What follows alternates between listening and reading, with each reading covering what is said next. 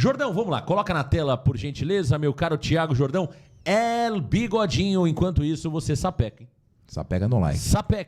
Sapeca no like aqui no Tubarões da Resenha.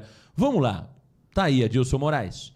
Tá aí o cenário atualizado do Campeonato Brasileiro. Atlético Mineiro 44. Eu coloco o Atlético Mineiro fora dessa briga.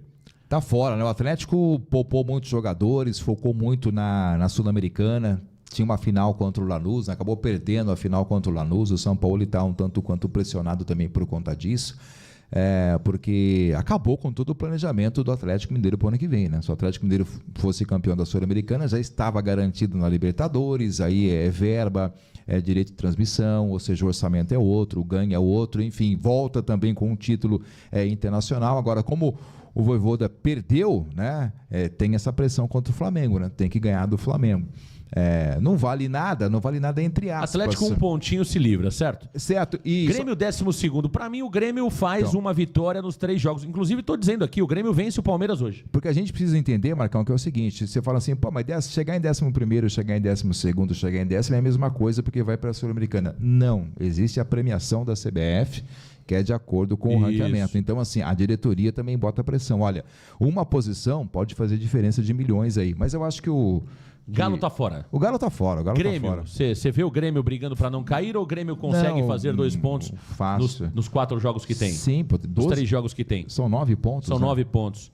O Vasco de Madrid, que a torcida do Vasco ficou muito brava comigo e com o senhor. Isso. Quando dissemos há 5 rodadas atrás que o Vasco perderia quase tudo. E estamos acertando a nossa previsão. São 5 jogos sem vitória, Exatamente. Né? Cadê a torcida do Vasco que falou com a gente no Sumiu, alô, torcida do Vasco. Alô, Vasco. Pode chegar. Alô, Gigante da Colina. Gigante da Colina. Alô, Gigante. Cadê? Sumiram, hein? Sumiram, o Gigante. Sumiram os vascaínos. É aquele Gigante da TV? Gigante da Gigante da TV, que é pequenininho, né? Pequenininho. O Gigante da TV. Mas eu acho que o Vasco não cai. Não. Eu acho que o Vasco faz uma vitória, pelo menos, nos 3 próximos jogos. Pra mim, o corte ali tá do Ceará pra baixo. Pô, Dilson, mas você tá falando que o corte é do Ceará pra baixo, mas os dois estão com 42 pontos. É porque a sequência de jogos do Ceará é dificílima, né? É contra o G3, né? Isso. G3. Então já tomou pau do Mirassol, que era contra o G4, né? Mas um já foi. E aí vai pegar Cruzeiro, Palmeiras, Flamengo aí. Então o Ceará corre seríssimo risco, né? E se o Santos ganha do Sport, e vamos ganhar do Sport, o Santos vai para 41 e aí chama o Inter para briga, né? O Santos com 41, se o Ceará perder também na próxima rodada fica com 42 e aí embola tudo, Marcão. Eu acho que a briga está muito concentrada, Adilson Moraes, em Internacional, Vitória, Santos, e eu não descartaria o Fortaleza. Acho que o Juventude já caiu. Detalhe é que o Fortaleza tem um jogo a menos, que é justamente contra o Atlético Mineiro no Castelão. Esse é o jogo a menos que tem o Fortaleza. Você tem observado muito bem. O Fortaleza, desses times que estão brigando, tem jogado um bom futebol. É claro que a desvantagem, em termos de pontuação, para o Fortaleza é uma desvantagem considerável. O trabalho do Vojvoda. Exato. O trabalho do Vojvoda que foi péssimo. E o Palermo está fazendo um bom trabalho. Você vê um Fortaleza que é um Fortaleza que propõe jogo, propositivo, é um Fortaleza que parte para cima, que não tem medo de jogar. Então, eu não descartaria o Fortaleza. Para mim, acho que o Juventude matematicamente não caiu, mas eu acho difícil que o Juventude tenha forças para reagir. O Sport está rebaixado, faltam 2 vagas. E aí eu coloco 4 times, aliás 5, mas eu acho que aí é palpite. Para mim tem 5 times brigando contra o rebaixamento. Marcão, por que o Vasco você tira? Porque o Vasco vai ganhar uma partida. Eu tenho certeza que o Vasco ganha uma partida das 3 que restam para ele. Então, eu coloco nessa briga Ceará. Acho que o Ceará escapa. Porque o Léo Condé é um baita treinador. Por mais que o Ceará tenha os confrontos mais difíceis, mas acho que o Ceará vai conseguir ganhar uma partida dos 3 que tem. Se ganhar, chega a 45, tá livre. O Ceará deixou de sair dessa briga quando perde pro Inter no Castelão, né? Perfeito. Ali foi confronto direto. Foi ali.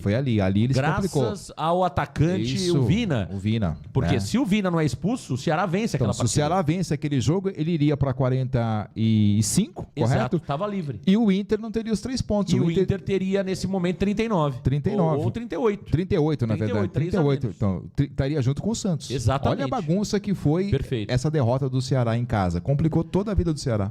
O Internacional Internacional, a gente já vai para os duelos, daqui a pouco a gente vai fazer uma projeção. A galera gosta da projeção e vamos fazer a projeção. Hoje tem, hein? Hoje tem, hein? Sapeca, então, porque tem projeção atualizada do Campeonato Brasileiro no Tubarões. O Internacional está numa situação muito delicada também, pelo pouco futebol que tem jogado, mas eu acho que o Internacional soma pelo menos 3 dos 9 que tem a jogar, chegaria a 44.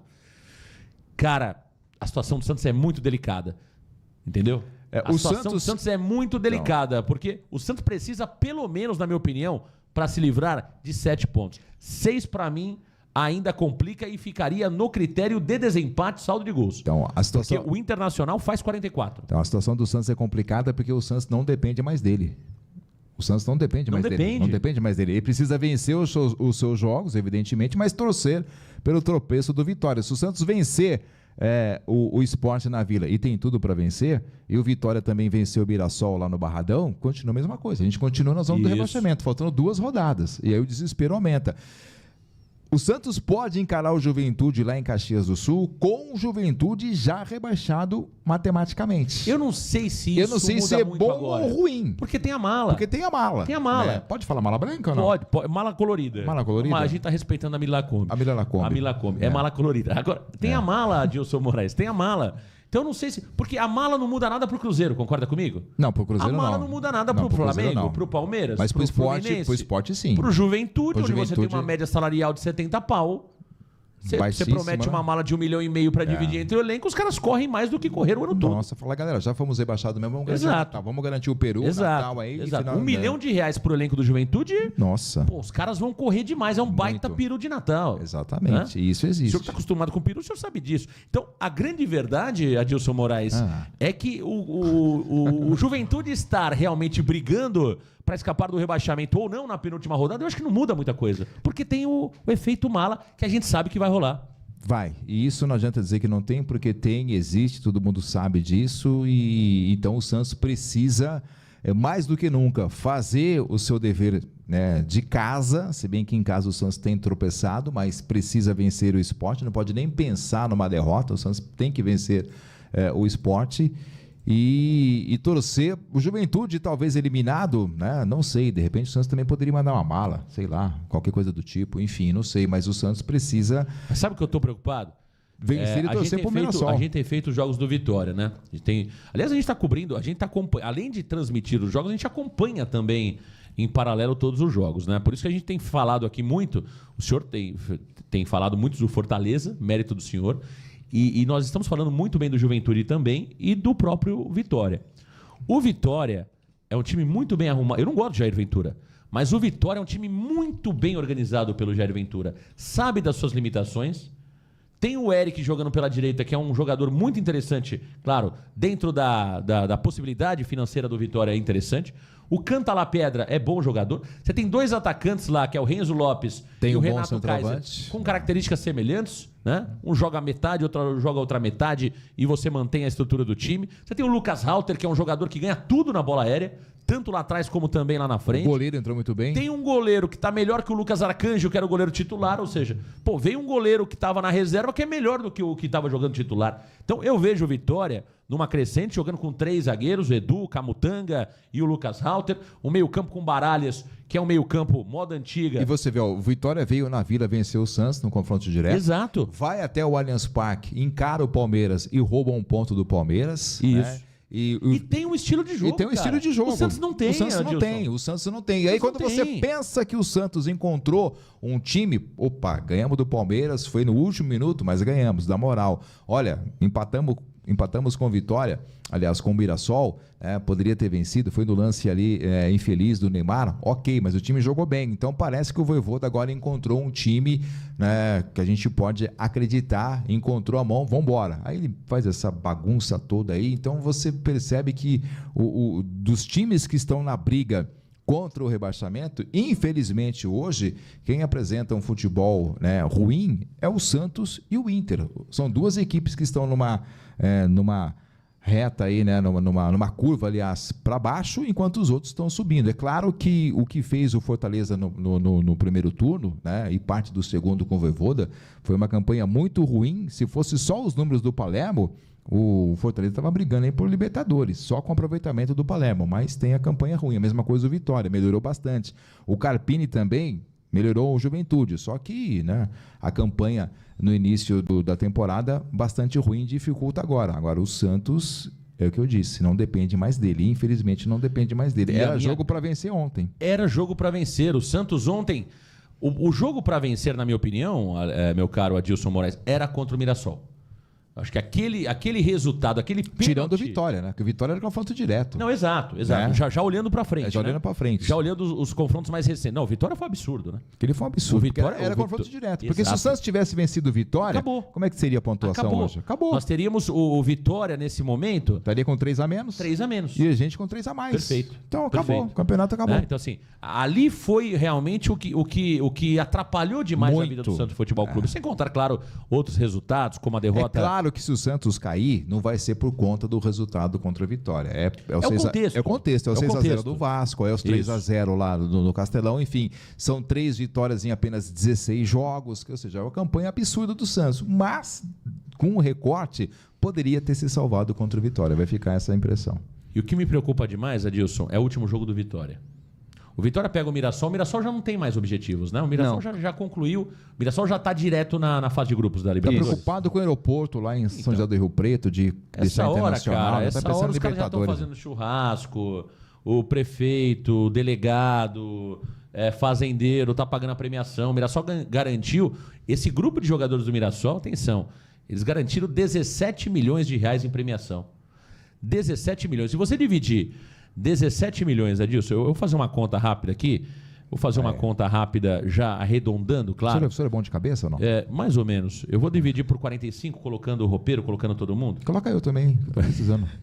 Cada jogador ganhou 400 pau de premiação. Tranquilo. Aqui, na verdade, até uma conta que eu estou sendo uma conta mais... Quase meio milhão, né, cara? É mais, né? É mais. Porque, teoricamente, o jogador deve ter um peso maior do que um roupeiro, por exemplo. Sim. Do que a moça da cozinha. Então, exatamente. Claro que todo mundo vai ganhar, mas eu entendo que deve ser essa conta. Cada jogador ganhou $500 mil de peru de Natal do presidente do Mirassol, 10 milhões por ter se mantido na Série A, mais 7 milhões pela classificação na Libertadores, sem contar as premiações por partida que giram em torno de 30, 50 mil. Ou seja... Se for um jogo grande, chamado jogo grande... A minha preocupação é o foco do Mirassol, porque os caras chegaram no ápice. Eles estavam na altíssima intensidade, e também na questão emocional, e agora a tendência é o quê? O Mirassol tirar o pé. Estou preocupado com esse jogo de sábado, Vitória e Mirassol, Jordão. Eu também. E assim, ainda tem a questão do Mirassol, que dá pra somar ainda, chutando por baixo, esses 17 jogos que o Mirassol ganhou. Se eles ganharam 40 mil reais aproximadamente, os caras já tiraram mais 800 pau de premiação também. Exato. E eles não têm o porquê, assim, dar a vida, porque o Mirassol vai ser quarto colocado no campeonato, independente do que aconteça. É difícil o Botafogo alcançar, eles não vão conseguir alcançar o Cruzeiro, então... O Jordão Kleber Rodrigues está falando que o Mirassol ainda precisa de pontos para garantir matematicamente a Libertadores direto, é isso? Se for isso, menos mal, ou seja... Tomara, né? Tomara. Um empate já... Então. Um empate. Então. Acho que o Mirassol já tá, né? Até porque deve abrir G5, né? Já abriu o G5. A diferença hoje do Mirassol para o sexto são de 7 pontos. Acho que o Mirassol, por mais que matematicamente ali precise... 9 pontos, né? Ninguém vai fazer 9 pontos ali nessa reta final, né? Então o Mirassol já está praticamente sem objetivos adicionais, né? Ele já atingiu tudo aquilo que ele... A não ser o bicho que eles têm, né? Por vitória. Eles têm um bicho. E vai rolar mala também. Vai rolar mala também, né? Eu acho que... Cara, e assim, de novo, né? Eu sei que muita gente não gosta, tem a questão da ética e tal... Eu tenho uma discussão sobre isso. Gente, é o seguinte, só pra gente poder entender, o pessoal fala que tem a mala branca e tem a mala preta. A mala preta que é proibida. A mala preta é proibida. A mala preta é quando você paga pro cara perder o jogo, né? Aí o goleiro tomou um gol aí porque tava ganhando uma grana, né? O zagueirão fez um pênalti ali porque tá recebendo a mala preta para perder. Não é isso. A mala branca é um incentivo pro time ganhar, para ganhar, entendeu? Que também é discutível, né? Que também é discutível. Porque veja, você dá uma mala branca. E isso é extraoficial. É extraoficial. Você não pode ligar lá pro presidente e falar, olha, eu tô mandando. Não, você vai encontrar os líderes, vai falar com o capitão, vai falar, porque dizem o seguinte, quem é contrário a esse tipo de incentivo, diz o seguinte: da mesma forma que você paga para ganhar, você pode pagar para perder. E faz um pouco de sentido. Faz sentido, né? Mas a gente também aqui. Porque veja o caso, por exemplo, qual foi o Santos dependeu do Sport na rodada anterior. Sim. Aí o Santos manda uma bala branca pro Sport, só que na rodada seguinte tem Santos e Sport. Como é que fica? Tem um conflito de ética gigante. Tem. Agora, a gente também O ideal seria não ter. É que, desde 1900 e bolinha, existe. Então não vou ser eu aqui que vou ficar batendo na mesa falando que isso aí é um absurdo. O Charles Miller, quando chegou no Brasil, já veio com uma mala branca. Já veio com a malinha, pô. Já veio com a malinha. Já veio com a malinha. O Charles Miller já veio com a malinha. Então não adianta dizer que não tem. É ético, é antiético, você pode discutir, a gente pode discutir. É que nem bicho no futebol. Não dá. Os caras ganham milhas e milhas de dinheiro. E os caras estão cobrando o bicho por vitória. Isso é um absurdo. Não, o Santos vai pagar bicho. Para não cair. Então, o Santos vai pagar bicho. O Galo disse que pagou bicho para não cair. Tava até pagando, né? Veja bem, não basta o cara ganhar. Quem cobrava o bicho? Você lembra quem era? Alisson, Alisson e João Paulo. E Felipe Sleep Jonathan. E o Lucas Lima também. E Lucas Lima. Eram os líderes da resenha. Meu Deus. Que sentavam para negociar o bicho da permanência. Meu Deus. Com o então presidente Andrés Rueda. Então, não basta você ganhar R$1 milhão por mês, né? Como ganha o Tiquinho, como ganha tanto o Mike, enfim. Você tem que pagar ainda para não cair, né? Então, ou seja, se você paga um bicho pro jogador não cair, o salário é para quê? É para perder? É para perder? Não, você ganha R$1 milhão por mês, mas você pode perder. Agora, se você quiser salvar o time da Série B, aí você tem que pagar para mim e poder jogar mais ainda. Você tem que pagar um bicho. Então, não sei. Se o bicho é para ganhar, o salário é para perder.